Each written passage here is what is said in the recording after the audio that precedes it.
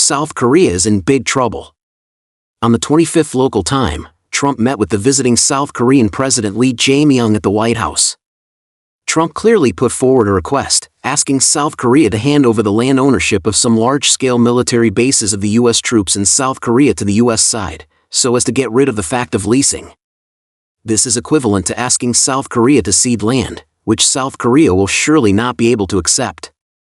In fact, the U.S. troops enjoy high-standard treatment locally. South Korea not only provides land to the U.S. for free, but also shares a large amount of the cost of maintaining the troops. Therefore, if the U.S. asks for the land ownership, the South Korean people will not be able to accept it. When asked whether the number of U.S. troops will be reduced, Trump did not give a response on the spot. Because South Korea has offered a series of favorable conditions to implement the commitment of investing in the U.S. In fact, the main purpose of South Korea this time is to consolidate the relationship. It has agreed to invest $150 billion in the U.S., and at the same time purchase Boeing aircraft. And in the next step, the two sides will cooperate in the manufacturing field. South Korea hopes to enhance its dominant position in the shipbuilding field and boost South Korea's annual GDP growth rate to 1%.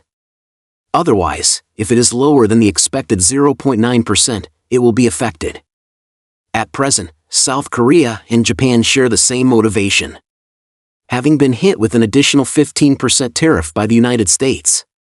Coupled with the need to invest hundreds of billions of US dollars, both countries are facing certain fiscal pressure. As a result, they will invest in the U.S. in the form of loans to spread risks.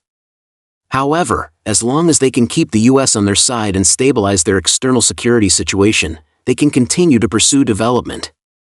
For instance, Japan has invested $68 billion in India, which shows that Japan has already taken action. Therefore, South Korea will also step up its cooperation with China next. This is because South Korea clearly understands that the United States only makes one-sided demands and will not provide any substantial returns. To bring more benefits to its people, trade exchanges with China are essential. Moreover, vigorously developing tourism will also be beneficial to the people of both countries.